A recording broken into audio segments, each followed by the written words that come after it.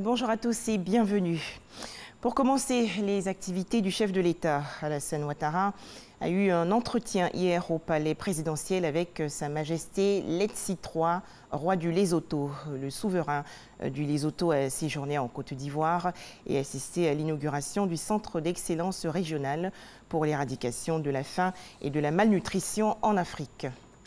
Ce centre d'excellence régionale pour l'éradication de la faim et la malnutrition en Afrique est situé dans la commune de Cocody. Il a été inauguré hier par le vice-président ivoirien Daniel Kablan-Duncan. À noter que selon les statistiques publiées par les Nations Unies, le nombre d'individus souffrant de faim dans le monde est en hausse avec 821 millions de personnes en 2017.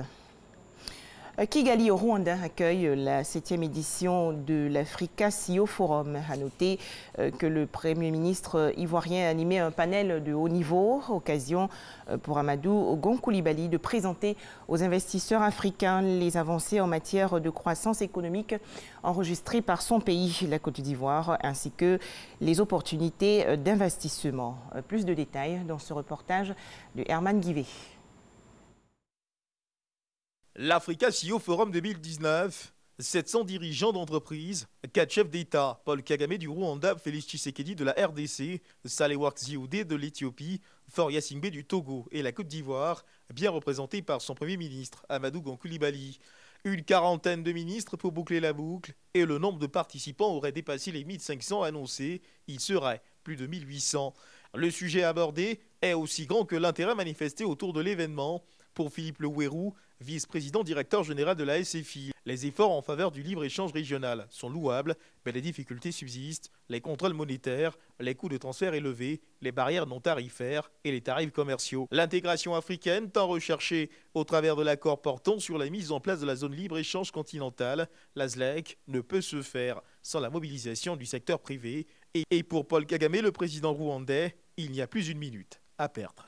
Il est de notre responsabilité d'assurer que l'intégration s'approfondisse et en même temps s'accompagne de cette volonté d'aller de l'avant pour donner un meilleur avenir à nos enfants et à nos jeunes. Depuis sa création en 2012, le CEO Forum a permis de mettre en connexion plus de 5000 dirigeants. Le choix du Rwanda pour abriter cet événement n'est pas fortuit. Le pays permet de réunir toutes les communautés d'affaires francophones et anglophones.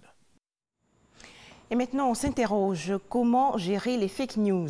Les responsables en charge de la communication au sein des ministères et autres institutions étatiques ont bénéficié récemment d'une formation sur cette question. C'est une initiative du ministère ivoirien de la communication et des médias en collaboration avec l'ambassade des États-Unis en Côte d'Ivoire. Il s'agit surtout de permettre aux participants de pouvoir redynamiser les politiques de communication de leurs différents employeurs. Les effets dévastateurs du cyclone Idai sur le Mozambique, la région centre du pays, peine toujours à se remettre.